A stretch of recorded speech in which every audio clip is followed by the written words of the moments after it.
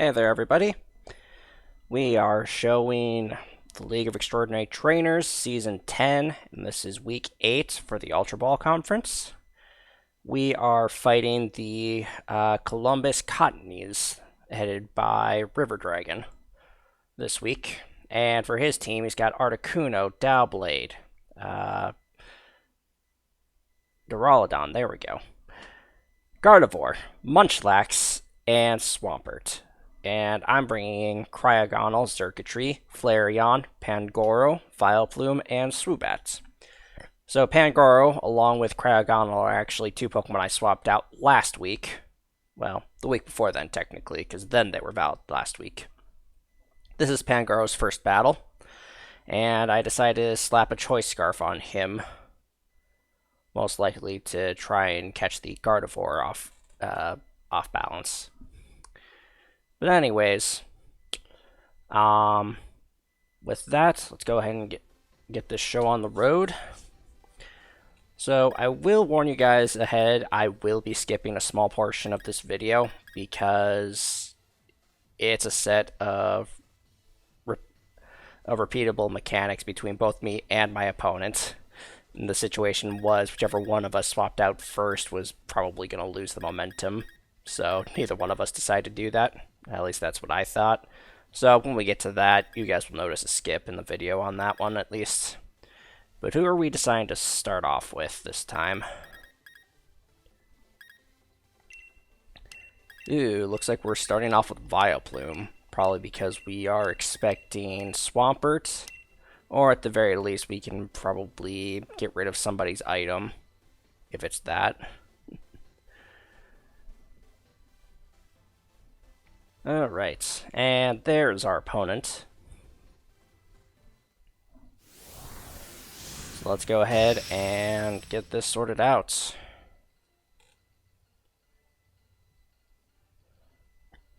So Swampert would be the most natural lead because he's the only one on the team that can set Stealth Rocks, I believe.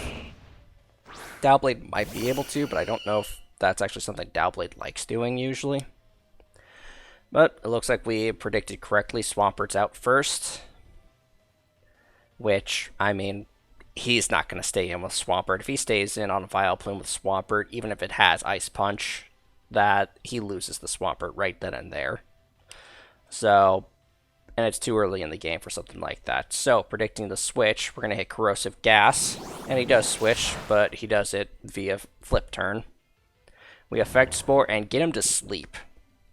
This is big, because this was unintentional sleep, which means I can set something else to sleep. Later if I want to. And Flareon is carrying Yawn for this battle. So that'll be extremely helpful. And now in comes Duraludon, who gets to lose its item. Which is a Choice Specs, which is a wonderful thing to get rid of when it's coming from a Duraludon. So, we know that this thing is special attack orientated. And we have an interesting set on Flareon this time around. We actually brought a special defense set that's also meant to set up. So here we are with Flareon. Ooh, right, Duraludon carries Stealth Rocks. I forgot about that. I also forgot that they had Duraludon for some reason. But anyways, without the Choice Specs, Duraludon really isn't much of a threat to this Flareon. So, now's as good a time as any to get Curse started up. Because the sooner we get Curse set up, the sooner that Swampert doesn't matter to Flareon. Yep, out goes the Duraludon. In comes Swampert. And Swampert's asleep, too. And it's on its first turn of sleep, so it is guaranteed to still be asleep after this. So we get at least one more turn of Curse. Which is absolutely huge, because we do not want to take an Earthquake, and we do not want the chip from a Flip Turn. So there's its first turn of sleep used up. And now Curse. So Swampert can wake up anytime it wants at this point. I think my opponent was trying to force me to swap out Flareon now, though. it didn't work. Instead, I decided I wanted to curse in front of its face still.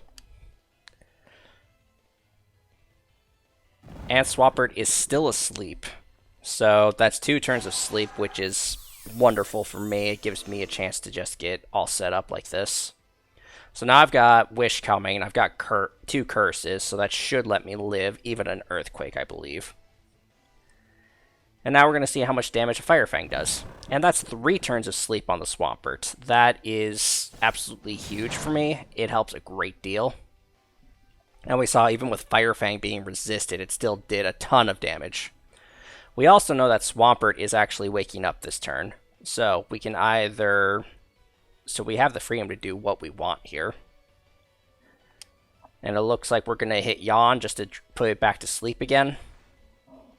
Ooh, Darkest Lariat. That is an interesting move. It bypasses my defenses that I've set up, but it didn't do nearly enough damage to me to make that matter. And now we're about to put it to sleep again, so he either loses this next turn by swapping out just for the KO on Flareon, which is up for debate, actually, still. I'm at +2 defense. And this is a bulky Flareon, which I'm sure he's figured out at this point thanks to that Darkest Lariat. So instead, he decides to hard switch that Swampert into Munchlax. So probably his best tank for this thing. The problem being, though, is that Munchlax has less of an attack stat than Swampert, and he doesn't have any stab that will be super effective on Flareon. Munchlax can learn a number of ground-type attacks, though, so it is still super effective with its coverage moves. And Flareon isn't immediately threatening to it. But, judging by the Earthquake right there, it's gonna take another one to KO me at this point. And that Munchlax is going to be asleep by the next turn. So we're wishing, and now the Munchlax is resting. So unfortunately, that means that this Munchlax is now in control of when it wakes up. However, that also means that I know exactly when it's going to wake up, too. So I know it's not waking up this turn. I can curse. And most likely, if he's running Rest without a berry, he has Sleep Talk as well. So we'll have to see what he comes up with there.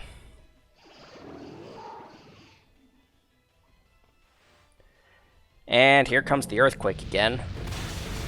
But after another curse, Flareon doesn't care. And thanks to Wish, we're getting most of our health back.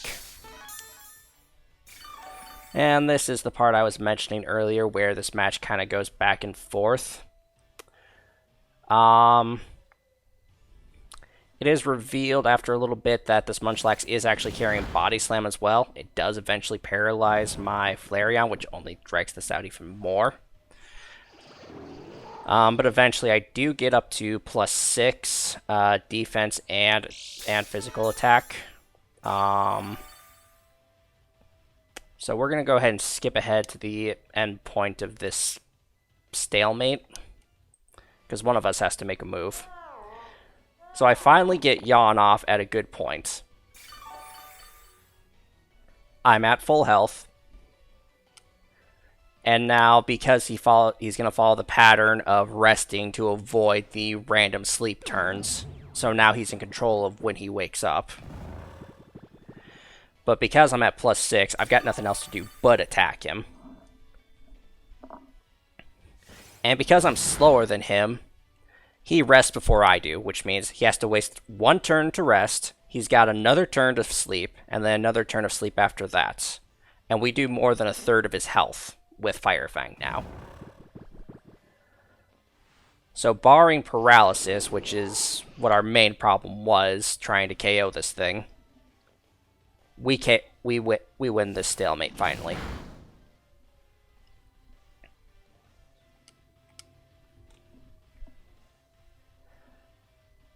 Alright, so down goes the Munchlax. I think we take an Earthquake here. Yep. But at +6, we largely don't care.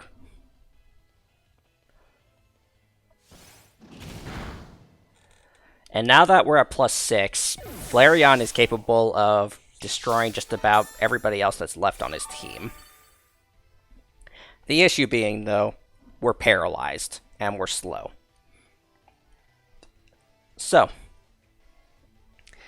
the other main issue is that Flareon can't physically sweep the rest of this team, because he has 4 Pokemon left at this point? No. No, he should still have 5. Munchlax was the first KO. We only have enough Fire Fangs left to get him down to 1 Pokemon. So Flareon, in every sense, cannot finish this battle. It can, however... Yep, 4 Fire Fangs left. That's enough to KO 4 more Pokemon. And because of Flareon's special defense, we don't care about that Duraludon. What we do care about is the fact that it could have flinched with that Dark Pulse. That would have been devastating. But down goes the Duraludon. Flareon's healing back some of that health. And now it's becoming increasingly clear that this Flareon is here to stay. So what he's got left is Dowblade, Gardevoir, Articuno. However, this Dowblade is a real problem, and that Rock Slide is exactly why.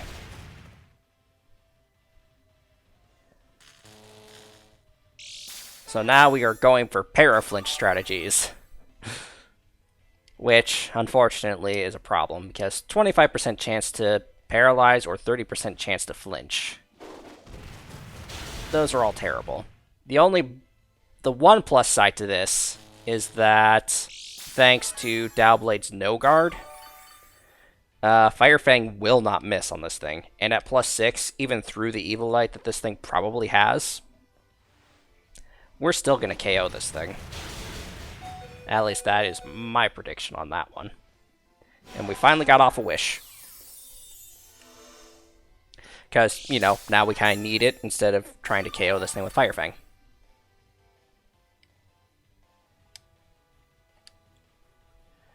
Alright, and we're going to yawn to put this thing to sleep so it stops rock sliding us.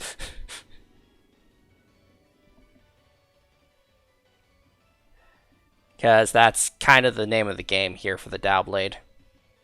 Because unfortunately, thanks to Curse, we are slower than it, and Paralysis too, but I think Curse is the main reason. I mean, heck, we were slower than a Munchlax. And that's saying something.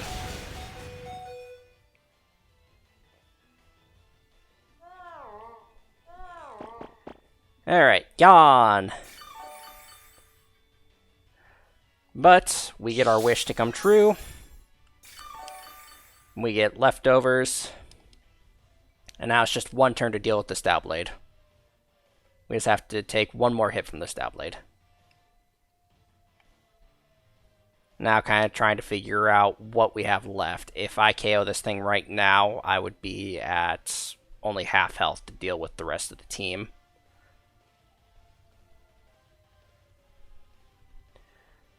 So I think the safest play, yeah, is the Wish right there. Oh, we are Swords Dancing now.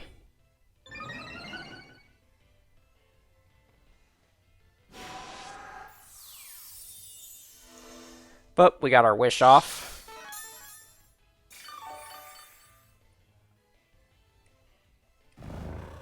Dowblade's asleep.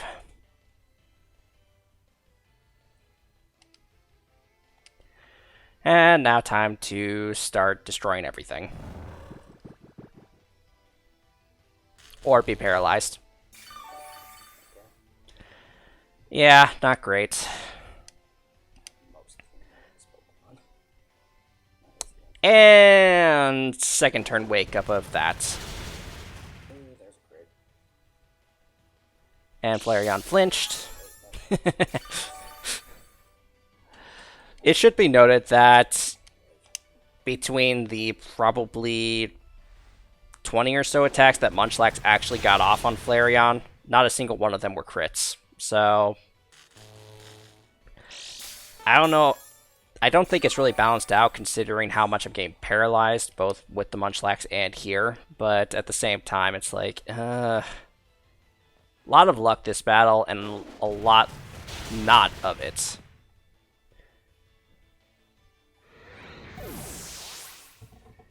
Alright, so the Dowblade didn't even need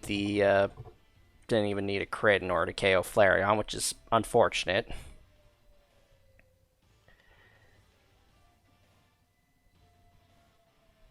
Alright, so what do we send in next to help deal with this thing? We still got a full team of 5, which is really nice, considering that we wasted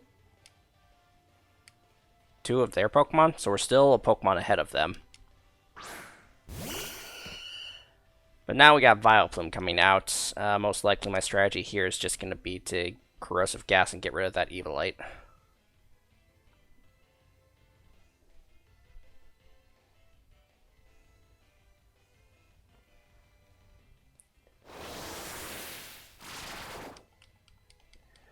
Alright, no Evilite for that thing. And now we are at +4 attack on the Dowblade. This was always going to be an issue if this thing ever got something off, so Flareon really needed to be the Pokemon to beat this thing in order to avoid the problem that we're about to have with this Dowblade.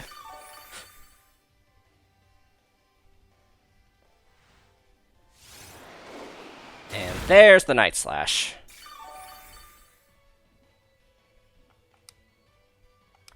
No Effect Spore this time, unfortunately, like we had with the Swampert. And we're going to heal back some of that health.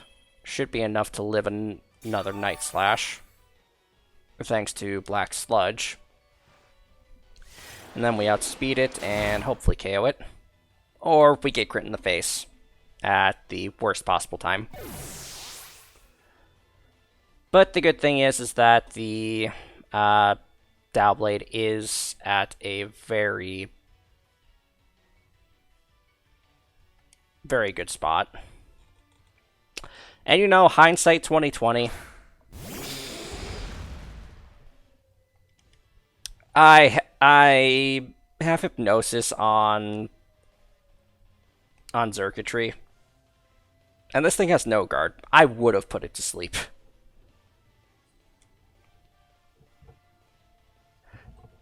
Oh well. Pangoro's in, and unless this Dowblade's faster, it's not going to win.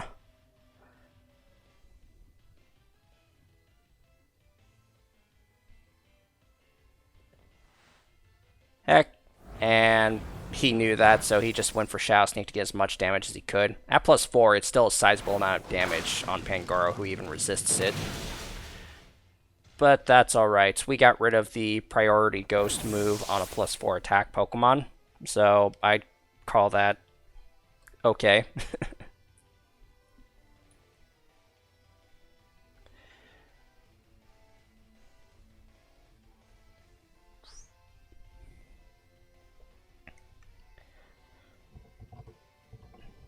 But yeah, losing Vileplume was probably not great. But now we got the Gardevoir out, who copied Mold Breaker, which won't really affect any of my team.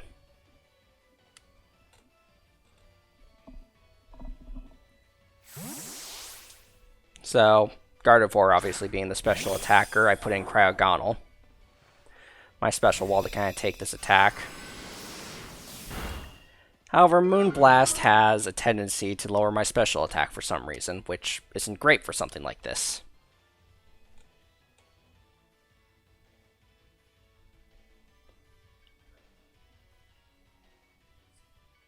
So now we're going for Rapid Spin to kind of get rid of our Stealth Rocks, especially if we're going to get Swoobat in here.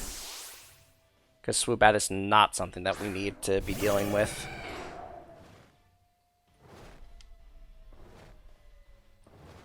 or Swoobat is something that we need to help us deal with this stuff, because it still has its sash. Alright, and Cryogonal is useless. It can't deal any damage to the Articuno.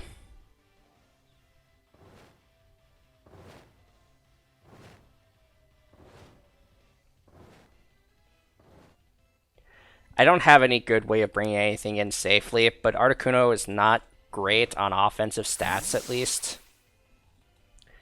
So, hard switching into Pangoro may seem like a little bit of a bad idea, but Articuno's probably not gonna do much to it. And it actually used Toxic and missed. Here's the other thing. We're Choice Scarfed. So I think we outspeed the Articuno if it's built bulky.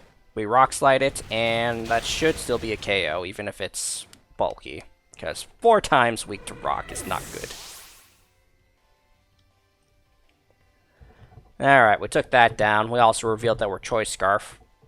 Although, the last 2 Pokemon that are left don't really care.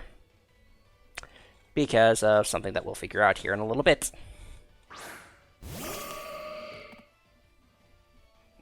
Because Gardevoir is naturally fast, and I believe even with the Choice Scarf, Pangoro is slower than a max speed Gardevoir. So we kind of just left it in, just to kind of take the attack. So I'd have a clean switch in for something.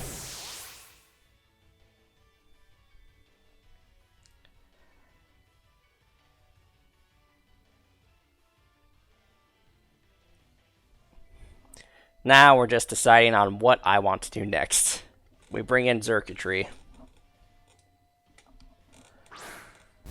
So ideally, this is where we try and set up Hypnosis. But as I kind of figured out in the last battle, +2 speed is not as fast for something that doesn't have any speed investment whatsoever. Like Noivern is still faster if it has a Scarf. And here's our choke. Because now he brings in the Swampert. Now then, me at +2 speed, I should still be able to outspeed plenty of things, right?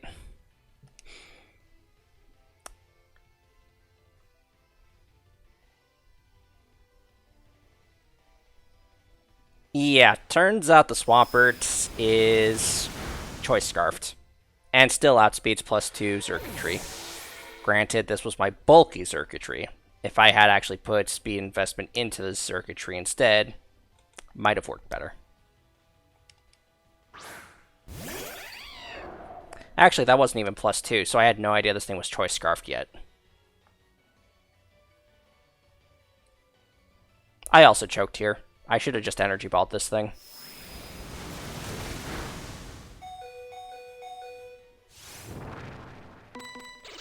But now we know it's Choice Scarf because it's outspeeding Swoobat. And that, unfortunately, means that we're done here. And we have no more tanks to try and tank the waterfall, unfortunately. I mean, we've got the Cryogonal, but Cryogonal has piss poor defense. And we're outsped by this thing.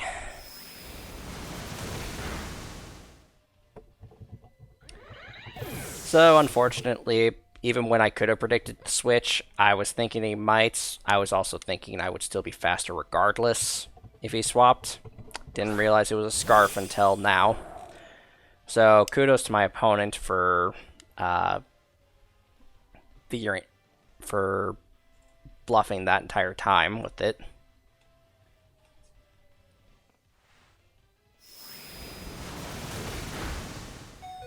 Thankfully, this Cryogonal was the bulky version.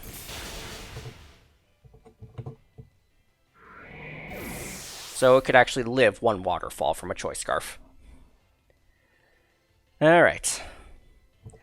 So now we're both down to 1 Pokemon. However, my opponent's Gardevoir is asleep. And however, to that, my Cryogonal is a special tank, not an attacker. And Gardevoir has really high special defense for an offensive Pokemon.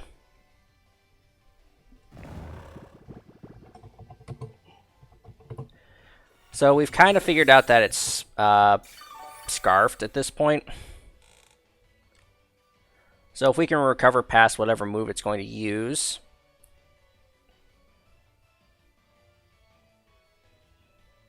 See, here's the debate. Freeze Dry for the damage and get as much of that off as we can. Recover so that we're at full health, or Rapid Spin so that we can make sure we're outspeeding this thing.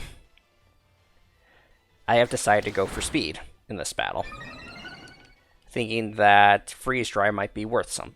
Might deal more damage than might deal enough damage to this thing. So while Gardevoir is still asleep, we're building up our speed. So now we're at +2 speed, even on a tanky Cryogonal that should still outspeed. But now we really need the offense. Yep, so we are outspeeding now. But Freeze Dry only does a little over a quarter, it looks like. And we barely lived the Psyshock, but that was over half our health. So unfortunately, even if we recover, we still lose. Even Freeze Dry crit wouldn't have finished this. So, another choking point that I had no way of knowing for sure until I started, unfortunately. But if we had just started freeze drying it, we would have... It's hard to say. I forgot to count how many turns that thing spent asleep. I think it was 3 turns, and he swapped it out immediately. So, if we had just done freeze dry right off the bat, we might have still won this. It was a close game, and by all means, a great game for my opponent as well. I'm just happy that this loss is a 1-0, because I could not really afford much more of a hit to my differential, considering I'm middle of the pack still for playoffs. So kudos to my opponent on that. So, and in order to make sure that we get into playoffs, we have to win next week's battle. If we do that, I don't think differential will matter. So, with that being said, I will see you guys with next week's battle in probably a little while. So, be sure you guys have fun with all your own battles, and see you next time.